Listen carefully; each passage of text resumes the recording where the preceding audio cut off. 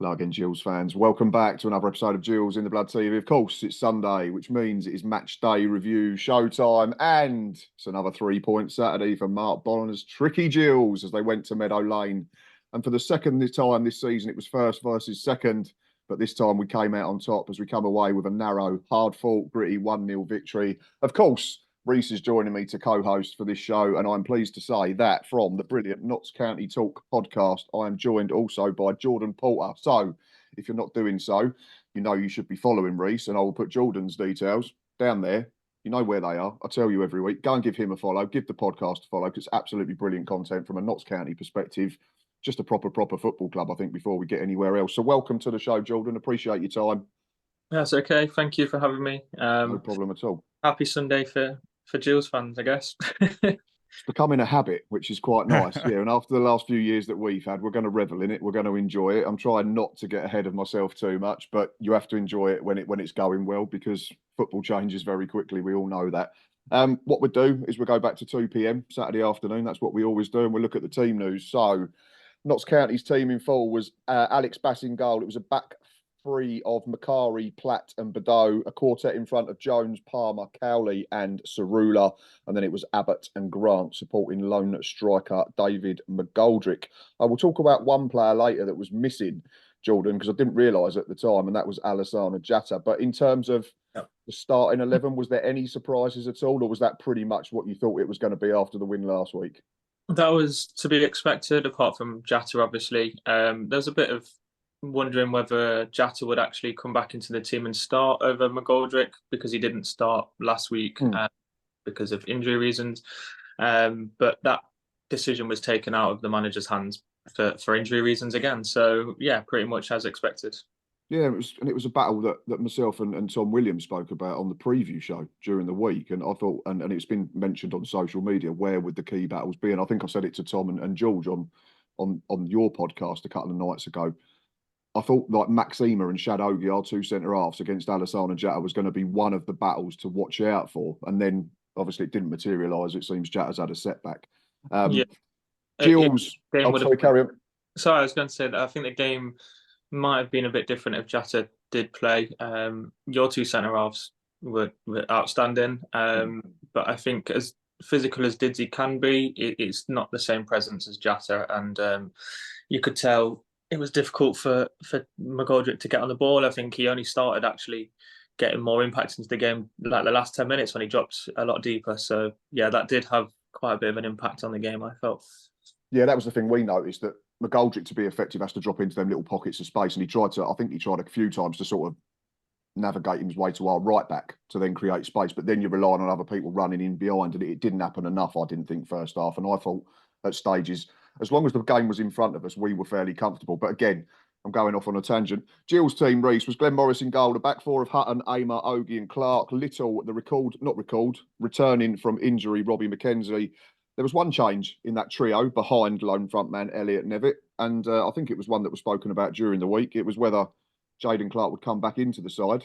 But I think everyone assumed it would be for Joe Bode, but it wasn't. It was Jack Nolan that made way. So it was a trio of Bode, Lapsley and Clark supporting Nevitt. Was you slightly surprised to see Jack Nolan taken out of the 11? Yes and no.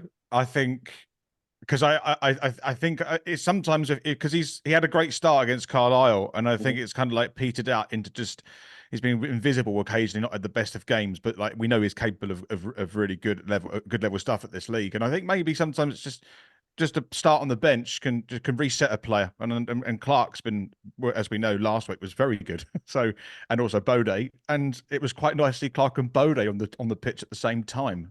So was I surprised? A little bit, but I also understood it. And as we'll talk about, actually, there was quite a nice partnership between Bode and Little and Clark all across that whole game actually. But yeah, it was. I was actually quite excited to have those two on the pitch.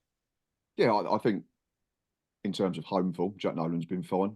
I think myself and Nick said on the Matchday Live that he's been fairly anonymous on our travels this season, and that's 4 games now. So, sorry, 3 games before yesterday, of course. And I think, like you say, the point about him just having a little kick up the backside, proverbially, might have helped because I thought he was bright when he came on. But yeah, it was great to see Joe Bode and Jaden Clark both be rewarded for massive impacts on that win against Tranmere last week. Jordan, what I do is I write a paragraph down to sort of try and sum up the game, and then I ask people whether they agree or disagree. So I'll come to you. I've written down a cracking game between two sides intent on winning a football match. County bossed the ball as expected, but we carried a consistent threat, and the game was ultimately decided by composure or lack of it in the big moments.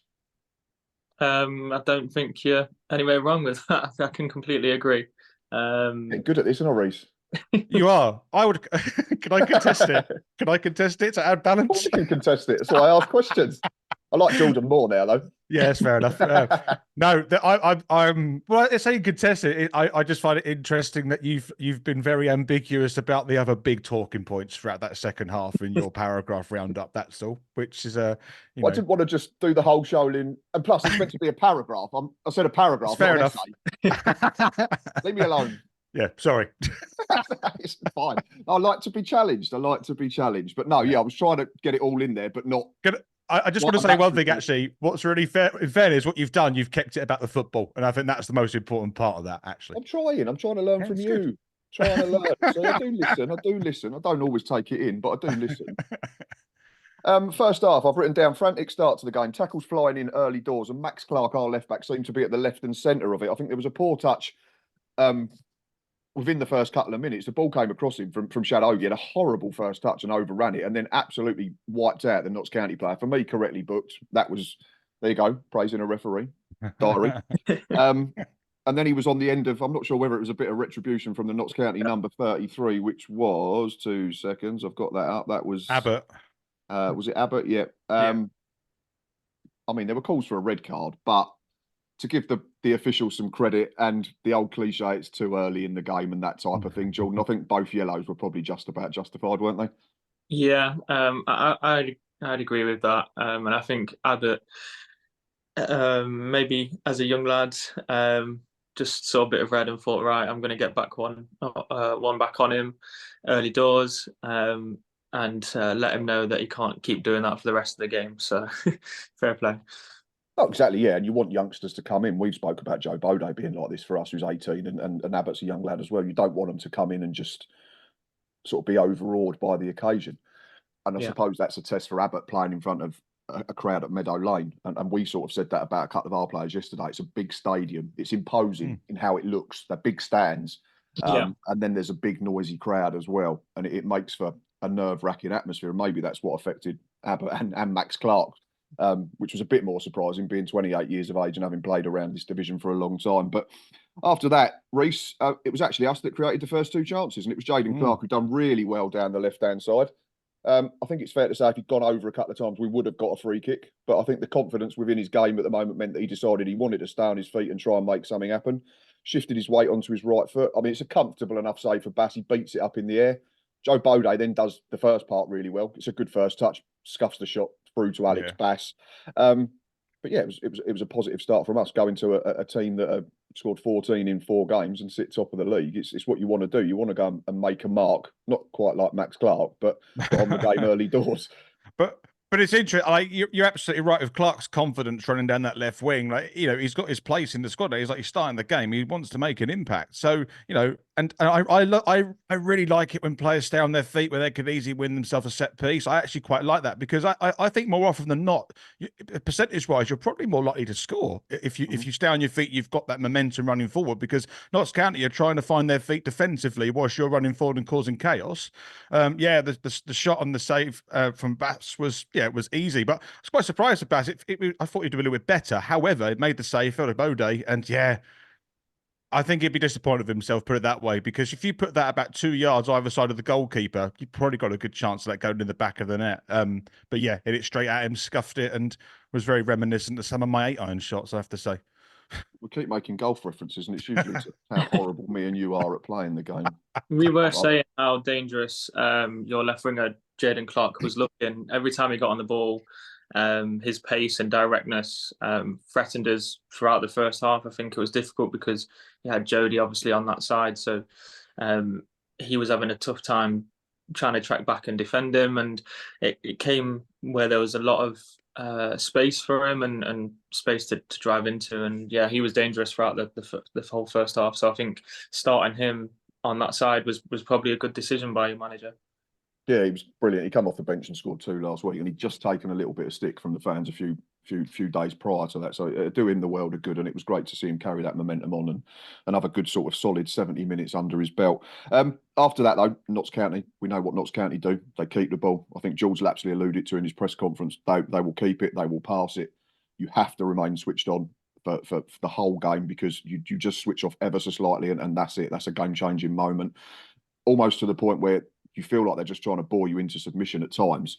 And I've got a question about that later in the show for Jordan. But yeah, they had the ball, they were probing, they were going side to side, they was trying to get the ball into Crowley's feet or McGoldrick's feet and then create space, create overloads. We knew that McGoldrick's movement was going to be a big issue rather than his physicality. I was fairly comfortable if the ball was coming into our box that Ogie, Ema, Glenn Morris behind would be able to compete and win most things in the air. But that set the pattern of the game, I think, Jordan. But I felt Gills were quite good at keeping Notts County in front of us in that early period of the game. Yeah, I think you could tell that it was 2 really top teams in that first half going at each other. It was the first time that we've really seen a team come to Meadow Lane and not just break as such, but also break with purpose. And not just break with pace and things like that. We had that. I mean, Grimsby did that, even though we beat them quite convincingly in the end. They still looked threatening on the break, but you kind of looked like when you did get possession, you knew what you was doing, you knew your plan. It wasn't just kick it up and hope for someone to get on the end of it. So it was interesting in that fact. It was the first game really at Meadow Lane where we felt, okay, we've got a bit of a test here. I know we drew against Fleetwood, but they wasn't really that great on the ball. So yeah, it was a good first half, and I think we grew into it a little bit. Like you said, it was difficult with your defenders, the way you're set up, and it's unfortunate that the 2 times that we do find ourselves in your box, and the very rare occasion that Abbott actually, one of our 10s actually got on the ball in the box, that we didn't make the most of it in that first half, was very frustrating. Yeah, I've got them moments written down, and that would have completely changed the complexion of the game. I make no doubt about that. The first one before then, though, was a half chance for Nick Cerulin, Rhys. I think it was Macari, the outside right centre half, got on the overlap, which I thought Notts County did very well in the early stages. Basically, Matty Platt did what Max Ema does for us and just sits and defends and orchestrates and organises, and it allows Badeau and Macari to drive into midfield and create overloads. And I said to Nick on the matchday live, that was causing us a problem. I think it was halfway through the first half. Jacob Badeau was in our half, like on the touchline where we were sat, and I'm thinking, they've essentially got 3 left wingers here. This is ridiculous. But at the same time, that's going to give you chances if you turn over possession quickly in good areas. But the chance fell for Cerula. A good ball in from Macari. Should hit the target, shouldn't he? He's managed to play it over. It does come at him quite fast. Maybe a bit awkward with it's kind of on the half bounce, or like it's half to the ground and half in the air. So I think if you're hitting that, you've got to get your technique very, very correct. And I think he just kind of swung at it and hope for the best. But in those positions with that kind of ball, yeah, you've got to get the technique very spot on, I think, to get it perfect. Maybe just get your head over it instead of leaning back so much. But yeah, I think, like you said, with Macari overlapping, he does that really well, and you could see that you had a plan with Jody to double up on him, both the Clarks, and the only way we was going to get some leeway down that side was with that overlap. But yeah, I think he could have done better, but I do also think it was a bit difficult for him with how the ball came into him. Okay, right, Rhys, I'm going to come to you. Jordan's going to give slack to Nick Cerula for the first miss. We cannot give him any slack for the second miss. So no. I think it was probably Romeo Hutton's only blemish in what I thought was an absolutely brilliant right-back performance. You can see what he's trying to do. And I thought we did it very well. We were composed in tight areas in our third and played ourselves out of trouble instead of just going long to Nevitt, which could have been an easy option because we know the size and how he plays the game. Just on this occasion, Hutton overplays. You get told as a kid, do not play it across your own box, which Hutton does. It lands at the feet of the worst player possible from our point of view, Jody Jones, who then creates his half a yard, which he does so very well every single game. Glenn Morris makes a fine save. we can't legislate for any sort of issues with technique or the ball falling to him at a difficult height or angle on this one. He is 4 or 5 yards out with the goal gaping and somehow manages to whack the post. Like, for all the world, I was like, oh, we're 1-0 down. Yeah, I was just going to say at that point, can for one of the things that with Jody Jones on the pitch, like, you know what foot he's going to use. It's going to be his left boot. Everyone knows that. It's going to cut inside, and like, what I really like about Jody Jones is he, like you say, only needs a little bit of space, half a yard, just needs that little bit, and the power that came from the shot was incredible. The save from Morris is really good. Gets down, strong hand as well. And they're probably, yeah, it should have gone out. He should have tried to push it out for a corner, push it somewhere else. Actually, do you know what? I think he's done all he probably can there. Like, it's such a good. He's got down quick, that's tricky for a goalkeeper to get down at that pace. And you've probably got a crowd of players. The ball's flowing through, but yeah, smacking the post from 5 yards out when the goal's gaping, it's inexcusable from someone at League Two experience level, unfortunately. Absolutely, and that yeah. should have gone in the back of the net and made the game easier for Notts County and tough on us. Yeah, it makes it a very different football match then, doesn't it? Because then we have to be open and we have to throw caution to the wind at some stage. Whereas, as it panned out, obviously it was us that could almost play as a counter punch inside. I'm just sure as to why he's chosen the most difficult angle to try and score. Yeah. The whole of the goal is there, just blast it across the goal. The keeper's already down to the right, and you've tried to go to his preferred, probably easier space. So if it's not hitting the post, it's probably saving it anyway. Anyway, going wide, yeah. You've gone for the smallest part of the goal available, yeah. Yeah, why has he not gone across the goal there? Is there a case as well, Jordan, for him to have a touch? He's got absolutely apes. Yeah, exactly. He could just have a touch and pick his spot. Yeah.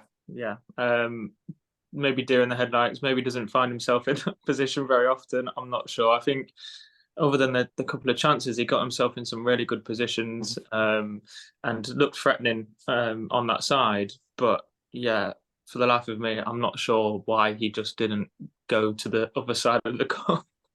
And that, yeah, like you said, that goes in, that changes the kind of whole outlook of the game, really. I think it does, yeah. I said at this point, Rhys, I thought the game suddenly looked a little bit more open, and that didn't suit us at that stage. It was, it was a game that we were not controlling, and I don't think Notts County were controlling it per se, but it was an away performance where you're going to have to suck it up and you're going to suffer for quite long periods, and you're going to have to give up territory and give up space and give up the ball. And that would have made it very, very difficult if that chance goes in. But yeah, I just felt the game was a little bit too stretched for my liking at that point. It did start getting end to end at one point, I think. But that's when I thought this is two great teams going at each other, just both trying to score. And for all the talk of obviously your defence and maybe like that's your focal point, I feel like you didn't just sit in that first half. You did actually give it a good go. And yeah, it was just both teams end to end going at each other trying to get the first goal. I think both teams knew how crucial that would be for the rest of the game. I also thought Notts County were very good at carving out space in tight areas of the pitch. I thought that was very impressive on the right and left wings. With Gills players were trying to commit to stop the ball from coming in the box, and it was just to use some link up between, let's say, Jones or Macari or Abbott or Badeo or Sarula. It was something there. It was just finding ways to make space to attack the goal. I just thought the sort of the cute passing on the wings was actually very impressive from Notts County. I thought that was very, very, and that was dangerous. That was always going to be a threat. But like you say, the game was open as well, I thought. And yeah, anything could have really happened after Notts County wasted one of the opportunities. It blasted open. Yeah, it feels like first half, certainly. I don't know if Notts County play like that for the entirety of every game. I think they might. But it's a very high risk, high reward manner of playing the game. I think, like you say, if your outside centre backs are getting that high up the pitch, there is a risk that you're going to get caught out. And it was something that I spoke to Tom about on the match preview, that a tendency to maybe overplay can be your downfall at times. But like we said, Rhys, we was still causing a threat, and there was another chance, or I'll put half chance. Number one, because of the player who it is and the fact that it's a drive from 20 yards. But I think we got a ball into the box that was cleared, and Shadogi done really well. He was alert to advance onto it, touch out of his feet. And if this boy hits one, it stays hit. And it was a good save from Alex Bass, to be fair, to push it around the post for a corner, because I think that was on target. I don't know, from my view, I couldn't tell 100%. So I don't know what your view was, obviously on Sky Sports Plus or iFollow. But yeah, it certainly looked like it was going in. But also the determination to get that ball and charge, you know, and to take the opportunity. And like you say, when OG hits it, it stays hit, it stays true. And again, I think I can't see myself if it's going in or not. But you know, Bass has to make a save, so from his perspective, he wants to make sure. So it obviously must have been pretty close. That's why he felt compelled to have to get something on it. But again, I just, you know, the fact that our centre backs are coming forward and backing themselves to get something from it from 22 yards, I think is a testament to our confidence at the moment. Absolutely. And we've spoken about Nick Cerula's big moment and absolutely making a pig's ear of it. And then a few minutes later, George Abbott, Jordan, decided to say, "Hold my beer," because for the second time in a matter of minutes, like, I think we defend the first phase quite well. I think we get a clearance on, then it just sort of bounces around and it lands at Abbott's feet, and he's 4 yards out. It just slashes at it, really. I caught it on camera, and I was convinced it had gone in. And then I was trying to work out why no one had celebrated. I thought the flag was going up or something. And then the bloke next to me went, "No, he's missed the target." And I was like, "No, he can't have done." And I actually had to watch back the clip to make sure that George Abbott had managed to miss essentially an open goal from 3 or 4 yards. Yeah, another big one, really. And I think it's the only time, like I said, our 10s really got into the box and had a chance to do anything at points. So from then, I think that's when it started to go a bit down. Well, not downhill, but the chances started to dry up a little bit. And you feel like it's not going to be your day when you miss 2 chances like that. I just think he slashed at it, not expecting it to fall to him, and just he saw the goal before he actually scored it. So one of them ones. But yeah, it was a bit painful to see that after also just seeing the Cerula miss. Yeah, it's not ideal, is it? In quick succession as well. It's almost, if it was one in each half, you can almost deal with it a little bit. But when it's happening within a matter of 3 or 4 minutes, you start thinking, "Oh my God, is it our day?" Maybe, and this is what I said in the paragraph right at the beginning: composure in big moments. One question for you, Jordan, before we get on to the opening goal, was I just felt that Notts County had a reluctance to put the ball into the box from set plays, like corners, free kicks. A lot of time you go short, and you did it, and then the ball into the box eventually was, more than often than not, was overhit and went straight out for a goal kick, or was claimed easily by our keeper, or didn't beat the front man. Is that a game plan? We actually don't. Jatta didn't play. We don't play them as short as we did last season. So under Luke Williams, there was that famous viral clip where he's talking about short corners are still corners until it goes out of play again. But we don't play them as short now. Probably maybe was changed because of Jatta. And I do think our set pieces throughout the whole game were terrible.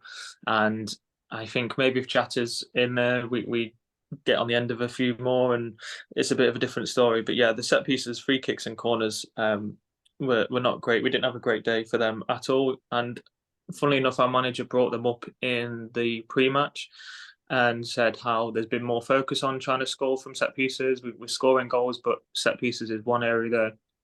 Sometimes we do get some good chances from them, but we don't score from them as often as we'd like. And they ended up being actually worse than the previous games of the start of the season already. So whatever they did, they need to reverse that and do something different because I just couldn't work it out. It was just very strange, like I say. And even Jody Jones, like probably the best crosser of a ball in the division, dare I say, was as culpable as anyone. And maybe it was that I started thinking, yeah, we might be all right here. And then a few minutes later, Rhys, we took the lead, and it's a brilliant goal from a Gillingham perspective. And we've spoken highly of Jacob Badeau and Lewis Macari. Lou Macari was his famous dad, stepping out into midfield and creating overloads. Max Amer did it. Gets to the halfway line and then just offloads to Romeo Hutton. So Max Amer's not played a massive part in the goal, but at the same time, he has played a massive part in the goal because he's just occupying a space, which means a Notts County player has to be aware. But I just want to talk about Romeo Hutton because I didn't realise how good it was live. I've watched the replay about 50 times now. If Kevin De Bruyne plays that sort of pass for Manchester City this afternoon, or earlier this afternoon, because this goes out in the evening, against Arsenal. Sky Sports are showing it over and over again. I've counted it takes 5 Notts County players out the game with one swing of that left foot. It's a good ball, isn't it? It's all right. Do you know what? A pass is only as good as the person that receives it as well. Yes. It's I'm building definitely. I'm building it up. Yeah. Okay, you build it up. Sorry, so I'm going to go back. So so Aimer gets the ball. Yes. Yeah. No, but it's the vision's incredible, and the swerve, and yeah, I think he carves out about 4 or 5 county players. Like it's a real smooth ball, and it's one of those. I don't think we saw any of that. Not even last season, the season before. A pass that which just takes out everyone. You usually get hopefully a couple a season, but that was just beautiful to watch. I can't believe that.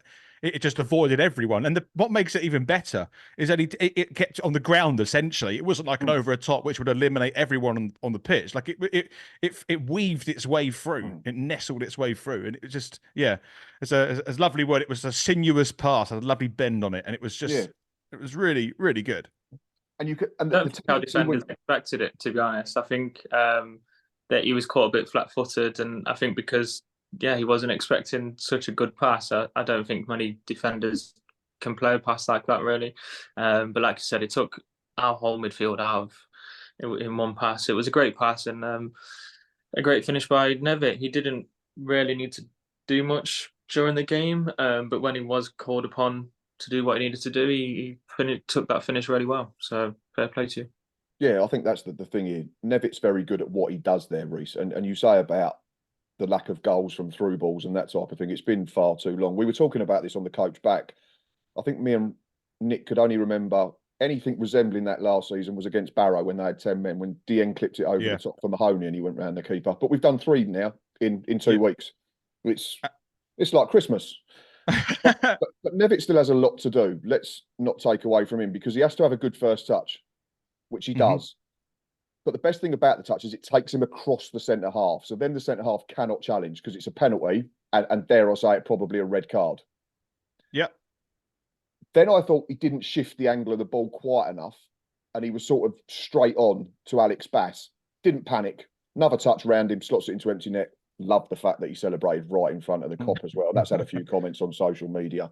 Absolutely. Normally that comes to bite players in the backside. Like when normally away teams celebrate in front of the cop, it normally ends badly for them. But this time, not for you. I do think Bass did hesitate a little bit. I think if Bass doesn't kind of, I think he stops a little bit. I think if he just kind of, I mean, he could kind of clatter him, but then I suppose you're risking not getting the ball. But I think the little bit of hesitation allowed Nevitt to take it round him.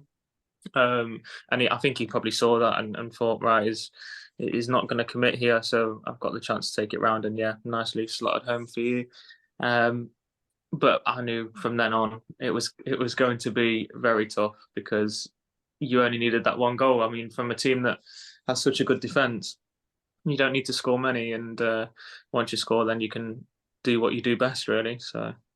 Yes, I just want to say I think Nevitt did personify sort of composure with that finish, and that and we could all talk about the finish, went round goalkeeper, put it into empty net, but actually to not only make the run to receive the pass, but to have the confidence to know that Hutton is able to do that pass as well, and to commit to that run. No wonder the Notts County fans were screaming for offside because it had to be inch perfect. It had to be inch perfect for that to work as it did.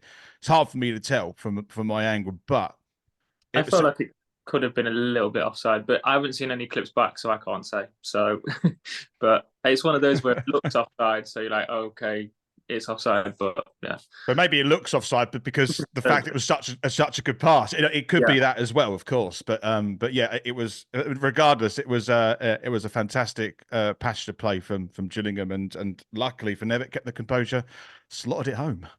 Yeah, and I think that's 2 in 4 appearances now since coming back from injury. So a positive start for our, what I have to say now is our first choice, number 9. Second half started. Pattern of the game was quickly re-established. Notts County were probing. It was going into Crowley's feet. He was then going either out to his wide centre halves or trying to find Jones or Cerula in them wing-back areas. work from there and try and probe and find openings. And if it didn't work, you go back and start again and you try to go out the other side. Gills was still playing a hugely active part, though, from an attacking sense, Rhys, I thought. Bode nearly got him behind early for second half. I think Lapsley just overhit the pass. Little did get him behind, but I think it was just there must have been a curse down that end because the cross went out of play, which is what had happened pretty much all game in that area of the pitch. We then had a half chance. Jaden Clark, again, Jordan's mentioned him, you've mentioned him, Rhys, positive running, gets his head up. You can see what Little's trying to do. I think he's trying to whip it far corner, just doesn't quite get his foot round. It goes over the bar. But we were still a massive presence in the game from an attacking sense. It wasn't like we were just spoiling and sitting on that 1-0 lead. We were actively looking for a second goal. But I think John put it really clear, really nice at the start, is that we're one of the first teams probably to come to the middle lane and actually have that threat, and be that tricky team where we're not going to sit on a 1-goal lead. We're still going to have that threat and moving forward. We're still going to create chances, and I think it was really positive to see that in the second half. And we've seen it already this season with Bonner's side. It's like if we go 1-0 up, we're not sitting back. I think in seasons gone, that's what we do, and we end up drawing or even losing. But the fact that we still have this confidence and outball somewhere to try and be creative is something slightly different this season. And I think it's paying off. There will be times it won't pay off, and we'll play a bit risky, and maybe we'll have a goal given against us, and it's a different game entirely. But more often than not, at the moment, it seems to be working really nicely. Absolutely, and the changes came shortly afterwards as well. And again, it's players coming on that are still giving you an outlet. And Mark spoke in his press conference before the game. He said them 11 players that start the game are important because they've got to get you in a good position. Yeah. Then people coming off the bench, if you're in a good position, have got to see out that good position. Jaden Clark, Joe Bode both came off. 2 straight swaps. Jacob Wakeling, Jack Nolan. I mean, it's not too bad substitutions to be bringing on. Jacob Wakeling's quicker than I give him credit for as well. I noticed that yesterday afternoon. So yeah, that was 2 straight swaps. We were doing well, I thought, and I was just checking social media this morning, Jordan. I don't know whether it's a thing that Notts County's X account does all the time and doesn't tweet loads during the game. But I thought we were doing well to quieten the crowd, slow the game down for a period. We was dictating the pace of the game for a while. And I thought that was emphasised by the fact that from 46 minutes to 76 minutes, all really that Notts County's X account posted was a couple of substitutions. There was nothing in terms of attacking play from your side. And I thought that was massive kudos to Gillingham. Yeah, I think during that part of the game, not much did really happen. I think we did start to pick up a little bit, like I said, around the 75th, 76th minute, and the crowd got a bit more awake and a bit more loud as well, because I think we sensed a bit of urgency was needed. But yeah, I think the start of the second half, I think it was very much difficult to really get anything going, and I think you're really well structured. Like I said, you still did have that threat as well, so I felt like we couldn't just go all guns blazing and try and get that goal back. We still had to worry about your attack as well. But yeah, the way you're structured, it just makes it so difficult to break you down, like I said, going from left and right. And I think we probably started crossing the ball a bit more in the air. It was a lot of the ball was on the floor in the first half, and I think when you start crossing it in the air more, when you haven't got Jata, I think that shows that you're trying to force something a little bit. And without Jata there, it just didn't really come to much. And there wasn't any really space to get a free header or to get a header that was unchallenged where you could get a good connection on it or anything like that. So it was always going to be difficult to create something from that aspect. And I think we did start to get it more down on the floor again in the 76th minute, but still a lot of crosses that you just think, well, how are we going to beat your central defenders with those crosses anyway? I'm not too sure. I don't know if that was a game plan or not, or if it was just a player getting on the ball and thinking, right, just get it into the box as quick as possible. But it didn't seem to bring anything to fruition, basically. No, because I think you're relying on McGoldrick to have really good movement to free himself of our centre halves in that situation. Whereas if it's Jata, balls can come in the box and you can just rely on him out jumping a centre half. So it was a different battle, and I felt, for the most part, Rhys, that anything that was flung into our box, we were fairly comfortable with. Glenn Morris was punching or catching crosses, and Shadogi and Maxima, and later we'll get to another player as well, were heading and willing to put their bodies on the line. The game then became about 2 penalty shouts. So I'm going to speak to Jordan about the Gills penalty shout, and then I'll come to you, Rhys, about the Notts County penalty shout. First one is good play from Jack Nolan down our right, Jordan. The ball then comes into Elliot Nevitt's feet, who offloads to Wakeling. It then ends up coming back to Jack Nolan, who has a shot. Again, I was recording this clip. For me, it's an absolute stonewall penalty. The ball bounces up and it hits, I think it might be Macari, like here. It's not high up on the shoulder where you have to look at this, oh, it's below the shoulder blade or anything. For me, that has to be given because Jules Lapsley is a yard behind him. If it doesn't hit him, Jules Lapsley is likely shooting on goal. I'm purposely coming to you to get a Notts County perspective, and you're going to tell me I'm completely wrong, probably. I wouldn't say completely wrong, because it was difficult to see really what happened. I think it happened so fast, and I thought it struck him a lot quicker. Maybe that's a lot quicker than it was good enough to make a decision. I think maybe the ref might not have seen it as such because it happens so fast that maybe the ref doesn't have good eyes on it. I know you had a video of it, but that possibly maybe why it's not given, that he can't be sure because of how quick it's come at the player, or that he's just not seen it. Because I do think with handballs in the box now, it's such a difficult thing to call because there's so many rules, and is it a goal scoring opportunity? Does it stop the play? Does it stop this? Or like, can the player do anything about it? I think there's so much that goes into trying to make that decision that it makes it so much harder for refs to actually call it. And I think in the moment, I think he thinks that he doesn't know enough about it to call it, which I know is not a great excuse because he's a referee and he should be seeing it. But I think that's the only reason why I can probably see why it's not been given. But I probably agree with you that on many other occasions, if the ref is more aware and sees it a bit better, maybe then it probably would be given, yeah. And if it was hitting Maxima or Shadowgi in the Gills box, you're screaming penalty, correct? Yeah, I think every team, every fan would be. I'm just trying to think of why it maybe hasn't been given. No, that's fine. Trying to give the referee the benefit of the doubt, which I mean, he's doing my job, Matt. Probably doesn't do a very good job, isn't he? Yeah. Yeah. I think both penalties could be given and not be given at the same time. I know that's a bit of a strange thing to say, but with the ref we had, I'm not surprised that both wasn't given. So there we go.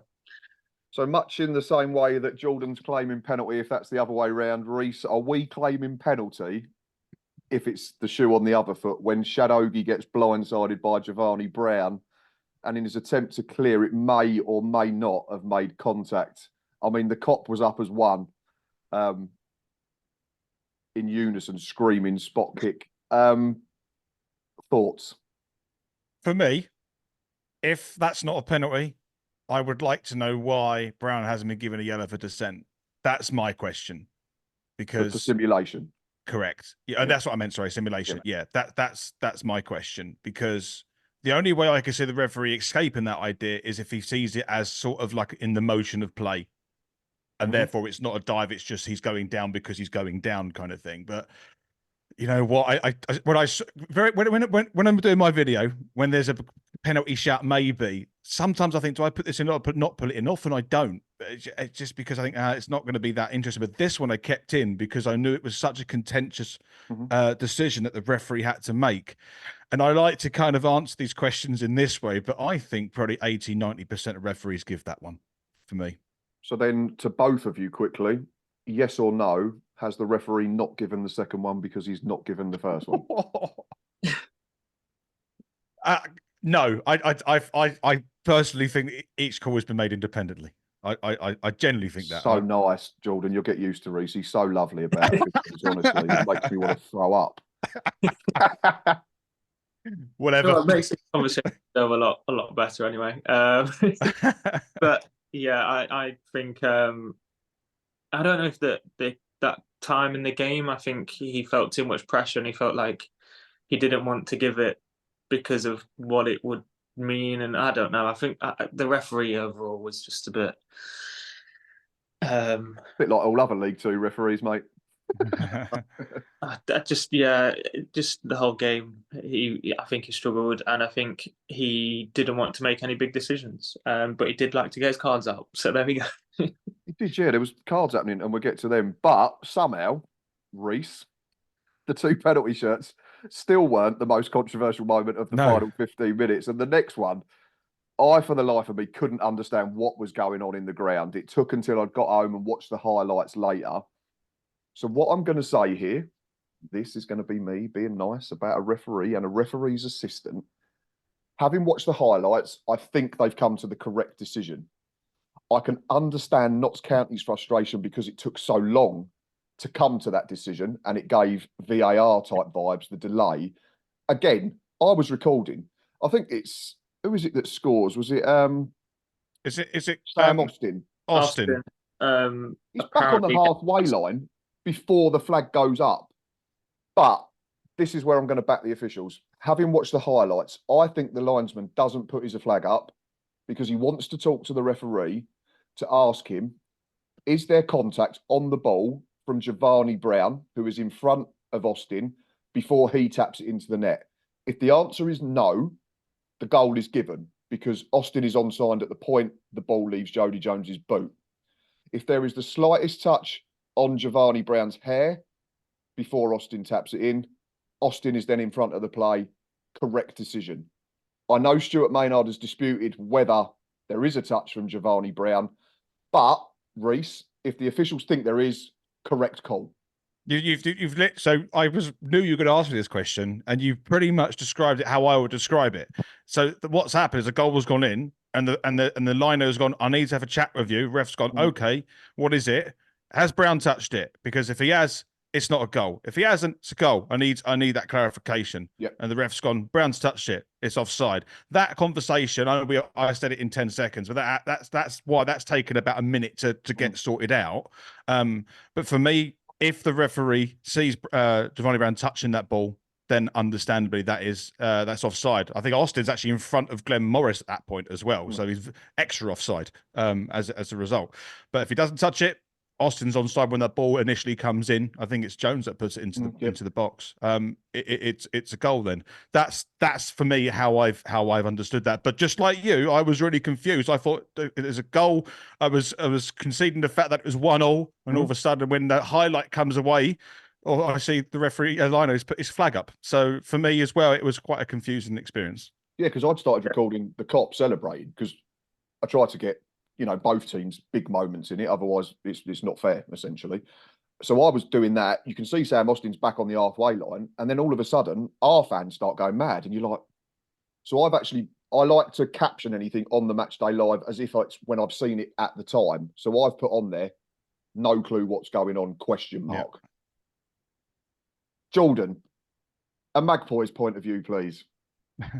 You're the first person to point out the Giovanni Brown, if he heads it, Austin's obviously clearly offside in that position because he's ahead of the play. I think he's, like you said, he's ahead of everyone there. I think Austin becomes offside because he's in front of the play if Giovanni Brown gets a touch. I think if Giovanni Brown just ducks out the way, then Austin is level when Jody Jones crosses it. So I think that's the main reason why there's that delay in the flag going up. Yes. Yeah.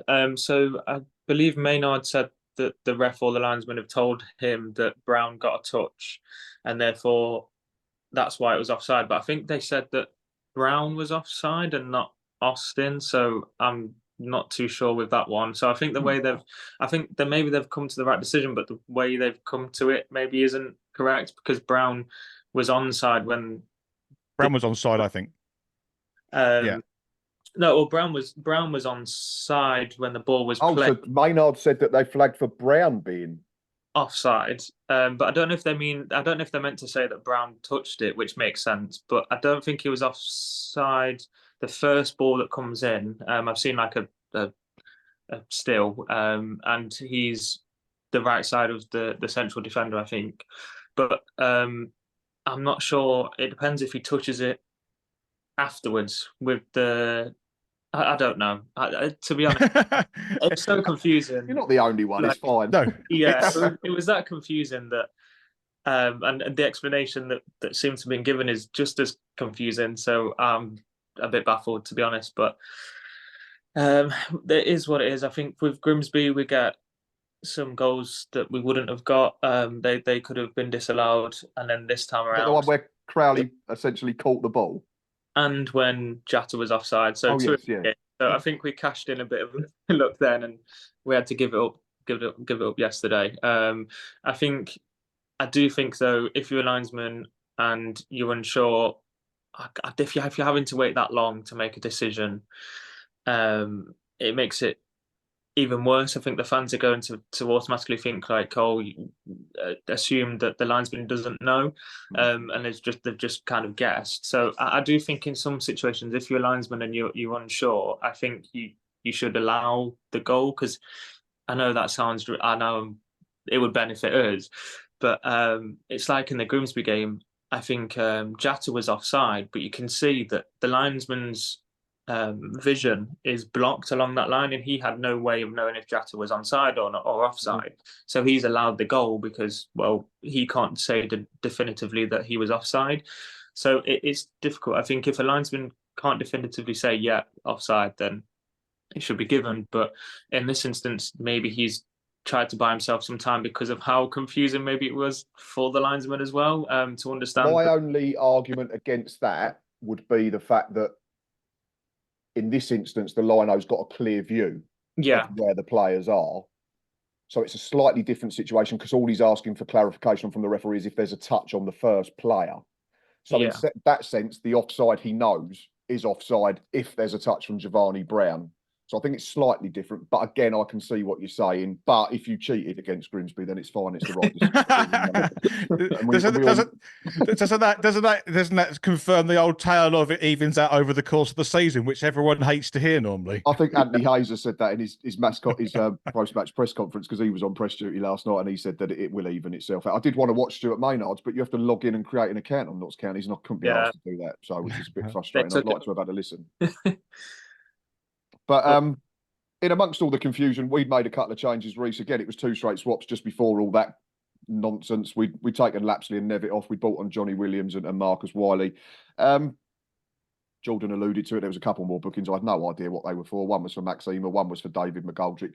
I didn't even see the Maxima one until it flashed up on my phone and said Maxima booked, and I was like, I didn't know what happened. No idea. I saw it for it, and he gave McGoldrick a booking, and then gave your player a booking. I don't know if maybe he's told the ref to give McGoldrick a booking, so that's maybe why. And I'm not sure, but because in now, if you say, "Oh, you need to book him, ref," you're probably going to get a yellow yourself, don't you? Yeah. That's the only thing that I can think of. But I was also confused as to why your player was being booked.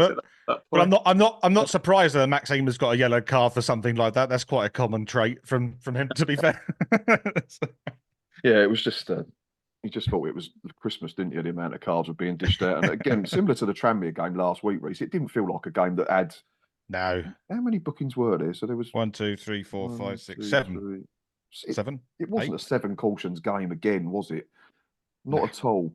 Apart from when we tried to end Jody Jones's career, apparently, according to some Notts County fan on YouTube, which did make me laugh anyway. I'll go off on a tangent. We made one final change.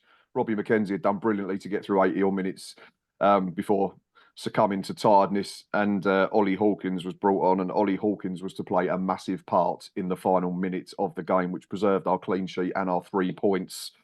Ball into the mixer from the left-hand side, which is what Jordan's already alluded to. Notts County were doing it more in the final few seconds. I think Robbie Cundy had to come on for Jody Jones, so I think he was just stood up there as an auxiliary centre forward just to try and create havoc. It's Brown again, who does well this time to get to the back post and head it back into a danger zone. For all the world, it looks like Jacob Badeau is just going to smash it into the back of the net. Ollie Hawkins comes from absolutely nowhere and blocks it with, I don't know, stomach, his chest or something. It's unbelievable piece of defending. This is a bloke that's still playing with a broken wrist as well, Rhys. Yeah, I know. It's incredible, isn't it? Like, it's literally putting your body on the line and some. Yeah. Like, it's what it is. It's an incredible, and actually, I think it might have been ME7 podcast who alluded to the fact that for someone that's been on the transfer list for the whole duration of the summer, essentially, hasn't been sold, now has a really important role in the squad. I think the attitude that has been presented, and with Lapsley as well, absolutely, and Lapsley as well. I think the professionalism and attitude shown to regain a foothold in this squad with value and purpose is really impressive. And yesterday's a really good example of that as well, because I thought Lapsey was good as well yesterday. But also, but Ollie Hawkins, that block on the line, he's come on and he saved us 2 points. In that, if you look at it from that perspective, essentially, that is worth it could be the difference in the season. You don't know that, but to do that was it was a great block, and for a guy that's well, you could argue his arms falling apart at the moment, but is incredible. Yeah, and that just basically sums us up this season so far. We have had to sit in and suffer and dig in plenty of times, and we did it again and some. And I've written down massive performance, massive win. But Jordan, I mentioned it at the top of the show. I've got a question for you. Yeah. Second half, for everything that Notts County do really well, and I get that they play out from the back, they create overloads, they're patient, they will bore you to death. And make sure that you do switch off eventually most of the time. And we did, and we got away with it a couple of times. I'm not going to sit here and dispute that. Second half, though, it just felt to me, and you can tell me if I'm wrong, if you wish, it just felt like you lacked a plan B without Alassane and Jatta being available to come off the bench. Like you said, you started crossing it in the final 15 minutes, but you didn't have people to cross it into. You didn't have the right personnel to approach the game that way. For me, during that second period, everything felt a little bit sort of premeditated, and it was almost like, as a defending side and a fan of a side that was doing the defending, you almost knew which pass was coming, and then it was just a case of being able to deal with it. I thought that lack of surprise element came out of your game second half. I think, yeah, you are right in saying that with your team playing against you, it was a lot harder. I think if we played that way against probably 2/3 of the division, maybe more, we end up breaking them down. Fleetwood, for example, getting the 2 goals back, one late on. Bromley as well, doing the same there. But yeah, I think we did lack that second option with Jatta. Normally, I think if you start Jatta, it wears the defence down. You bring McGoldrick on, it's got a bit more space because they aren't closing down as much because they're a bit more tired. And it's a bit of a different game. But I think because of how well structured you are and how good you are defensively, and obviously started to sit in a bit deeper towards the end of the game, it does make it a lot more harder to break you down. I think with other teams, we've seen that the individual qualities of Crowley and Jody Jones do end up unlocking defences once we play in the same way, but their individual qualities come through. And I think what made it really difficult is our 2 10s. We have like a box. We have the 2 centre mids that are more deeper than the 2 10s. They struggled all game to get on the ball. Grant didn't really do anything. I can't remember him being on the ball really.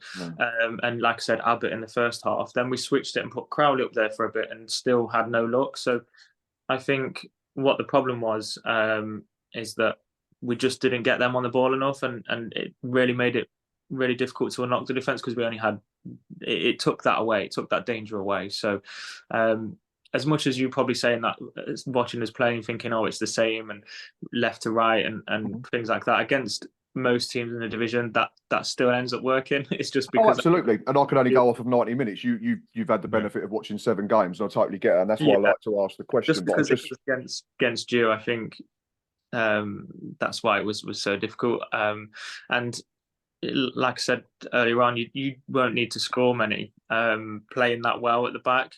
We were saying before the game on FootMob, it's very rare that you get a full defence that average over a 7 rating on FootMob every game this season. And like the average rating of your defenders, they're all above 7. And so we knew straight away it was going to be a tough game. So yeah, it was difficult from that sense in terms of being able to break it down. But I think that was just because it was you guys and how good you are defensively. So yeah, I can't really say much more than that, other than your plan and your tactics work so well, and you have the players in defence to do that. I know you was even missing players as well, which makes it even more impressive. And some of our fans will say, oh, you won't be up there at the end of the season because you didn't create enough in the second half. But I think ultimately you could be top 3 by playing the way you do, because you literally don't have to score many goals. I know last season He was winning a lot of 1-0s, and the XG, people say about the XG, but yeah, that defence is just so good that I think he'll be up there alone on that, really. Yeah, I mean, we have been solid defensively, haven't we, for a long time, Rhys? Even in that horrible season when we nearly got relegated before the takeover, I think it was defensively we were still all right. But yeah, in terms of, you know, second half, just looking at 5 shots Notts County second half, we had 3. It's not like it's miles difference in terms of it. It's not a vast number between the two in terms of chances and shots at goal. I'm not saying they all hit the target. Last question comes to you then, Rhys, before we call full time on this episode. Been another really enjoyable one. 2 questions. Both sides will be there or thereabouts, won't they, come the end of the season? I think you're absolutely right. Yeah, it's like usually I think just you either said in the show or just before the show that it would likely to be both teams to be in top 7 as a minimum. But I do you know what? I wouldn't put it past if someone said to me both Notts County and Gillingham will be top 3 end of the season. I can't say to them that's a bit unrealistic. I think there's good reason to think that. I think Notts County have shown that they're willing to take a risk to get a lot of goals moving forward, and we've shown that we have the ability to stay strong and defensively. I definitely feels like this season, when Leighton Orient went up a few seasons ago, I just got that kind of vibe. You know, they didn't score many Orient, but they didn't they got many in 60s, didn't they? Yeah, and I think their top scorer had 9. Yeah, so and I wouldn't surprise you if we kind of slightly sort of funnel into that category of similar teams. But I think both teams would be up there. What we got 10 in 7 at the moment, haven't we? So if you work that out over 46 going 65 goals, there you go. And that's what I think Leighton Orient went up with. Yeah. Man of the match for Gills. I'll let you do one because I mentioned mine on Twitter last night in response to a poll that I saw. I thought there was only one man that could win it for me yesterday. Yeah, I know the man you're talking about would he'd be up there with me, Hutton. Absolutely. If it was, it's an interesting one because there's so many that I could pick from. Do you know what? I'm going to go a bit of a dark horse, maybe because I'm part of the goalkeepers union. But I thought Glenn Morris had a solid game yesterday. Actually, I thought he kept County at bay. But then OG, I don't know, it's really hard. But if I was to pick one, like you know what? I'll tell you what. I'll take the dark horse approach. I thought Morris was. And the fact he's still 40 still is amazing to me that he's still putting that out of the hat and all this kind of stuff. But for me, was solid yesterday. Jake Taylor's going to find it very hard to get back into this team. Really, he is, yeah, and that's a great position to be in. And obviously, we hope that Jake's back sooner rather than later. Yeah, but you're in a position now where in a few weeks we could have 3 very good goalkeepers with Luca Ashby-Hammond on the books at the moment until I think January as a minimum, isn't it? So. But yeah, for me, it had to be Remo Hutton. I think there was one error in the game which we spoke about, but I thought apart from that, he was constantly in the right place defensively. He defended that back post superbly when balls came in.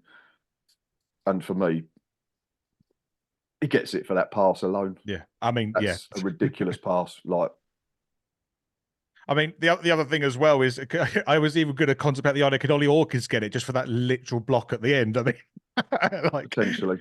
Yeah, like you say, maybe I'm doing everyone a disservice because I'm saying it's a very obvious man of the match to myself. But again, it was a very proper team performance. But I just thought Hutton stood out. I thought he was absolutely. Can I just say, I just want to say this though: the fact that we are finding it very difficult to find a man of the match in itself shows how strong of not as strong of a squad we have, but the camaraderie and the chemistry between each other in the squad is strong because.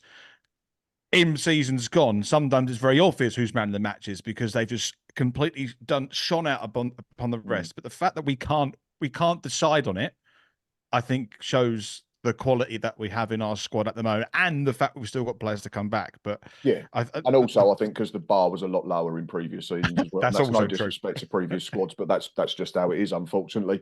Jordan, really appreciate your time, mate. It's been really good chatting to you, and I do, like I say, I know it's not fun coming on and having to talk about a defeat the morning after the day before, but I thought you was brilliantly balanced and knowledgeable in terms of that. So I really do appreciate your time. So thank you very much. Thank you for having me both. Really enjoyed it. And yeah, good luck for the rest of the season. Hopefully, like you said, both up there at least top 7. But yeah, looking forward to the away fixture at your ground as well. Yeah, should be a good game again. As always, thank you, Gills fans and Notts County fans. Your support this match week has been absolutely ridiculous. dare I say, I think the match preview might be the highest viewed we've actually had. It's at over 2,300 views, which is absolutely staggering for a preview show. The Match Day Live is flying. Please go and check that out. Don't forget to go and check out Rhys's German Gills show. All the reaction live. Rhys being very happy again. Me being very happy again. In the battle of the irresistible force against the immovable object, it was the immovable object that come out on top by 1-0. Please keep clicking like on these videos. Please keep hitting that subscribe button. We'll be back later in the week for a match preview ahead of the third first versus second battle that we will have this season already, as Stephen Clements returns to Priestfeld with his Barrow side. Another tasty fixture is on the horizon. But until then, have a good week and up the Gills.